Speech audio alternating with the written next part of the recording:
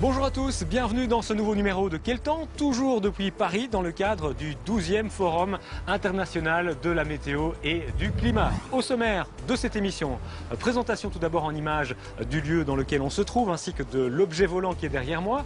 Le Forum de la météo, c'est l'occasion de rencontrer nos collègues actifs à travers le monde.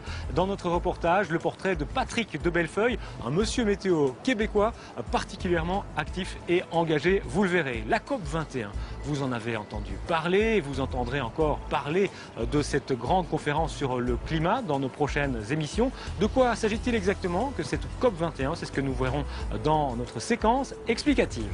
Bienvenue dans le parc André Citroën dans le 15e arrondissement de Paris. C'est ici qu'est installé depuis 1999 le ballon de Paris. Il s'agit d'un ballon captif, c'est-à-dire d'un ballon gonflable attaché au sol par un câble. Plus d'un demi-million de personnes a déjà embarqué dans ce ballon pour s'envoler dans le ciel parisien et avoir la chance de profiter de la vue sur la capitale française. On se souvient que Bruxelles a déjà accueilli ce genre de ballon. En plus de sa fonction récréative, le ballon parisien a depuis 2008 pris une nouvelle dimension citoyenne en devenant un indicateur de la qualité de l'air. Il passe du vert pour une bonne qualité de l'air au rouge indiquant une mauvaise qualité. De plus, un appareil de mesure d'une précision inédite est en permanence embarqué dans le ballon. Il est capable à la fois de compter mais aussi d'identifier les particules ultra fines inférieures à 1 micromètre.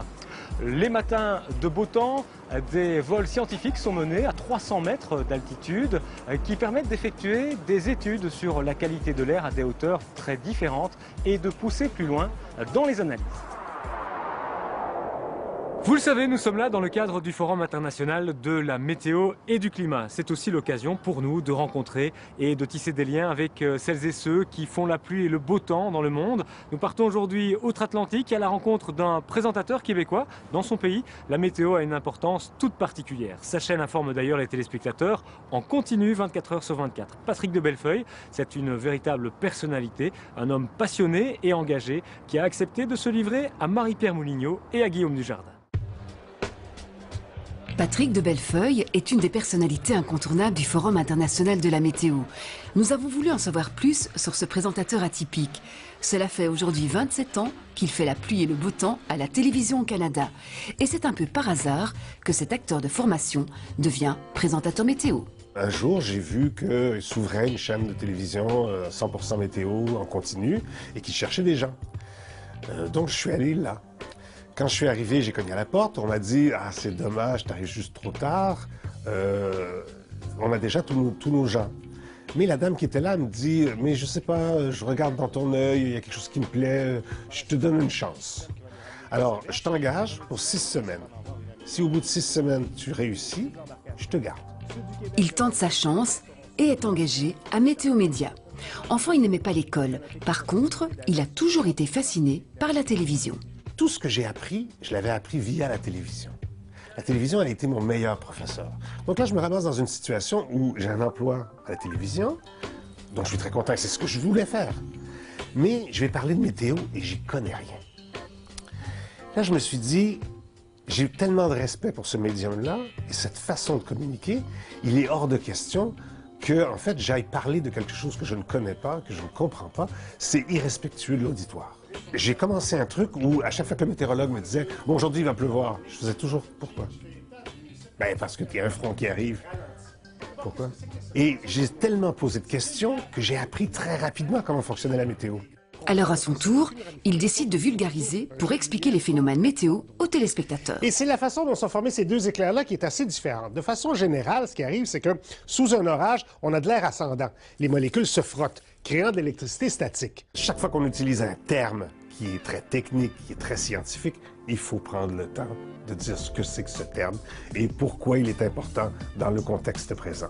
Et à ce moment-là, les gens, ils sont contents parce qu'ils ont appris quelque chose, ils ont compris quelque chose et ça donne une convivialité, une connivence plus forte entre toi et le public. Et pour alerter son public sur les dangers des phénomènes extrêmes, comme par exemple les tornades, notre présentateur fait preuve de beaucoup d'imagination. Deviennent de puissants projectiles. Sur la chaîne Météo Média, on fait de la météo en continu, 24 heures sur 24. Il faut dire qu'au Canada, le public est particulièrement friand d'infos sur le temps. Le climat est souvent rude, l'hiver est long. Le climat canadien a ceci de particulier. Les hivers sont longs et froids, donc moins 30 degrés, ça arrive fréquemment. Mais en été, plus 35 aussi. Donc on a un endroit sur la Terre où tu as une variation de près de 70 degrés entre les saisons. Chaque année aussi, Patrick participe au Forum de la météo. Il y retrouve ses collègues et amis du monde entier. Avec eux, il échange notamment sur les changements climatiques, un dossier qui lui tient particulièrement à cœur. Le Forum de la météo, c'est un événement qui est unique et qui est riche, très, très riche. Les scientifiques qu'on rencontre ici ne passent pas à la télévision chez moi. Mais moi, les gens me regardent tous les jours. Donc moi, ça va me faire plaisir de servir d'intermédiaire entre le scientifique, ce qu'il a à dire, et monsieur, madame, tout le monde qui a besoin de cette information-là. Si on ne les renseigne pas, comment on va combattre le changement climatique? Il décide aussi de partager son expérience avec les présentateurs africains. Dans ces pays-là qui sont très vulnérables aux catastrophes naturelles, la façon de prévenir les populations pour sauver des vies est beaucoup plus compliquée. Donc en les aidant à devenir de meilleurs présentateurs météo, ils sont plus capables de plus prévenir la population et de sauver encore plus de vies. Une chose est sûre, ce qui fait carburer Patrick de Bellefeuille, c'est la passion qu'il communique avec conviction à son public. Dans le métier de présentateur météo, ça m'a permis de découvrir à quel point j'aime la planète.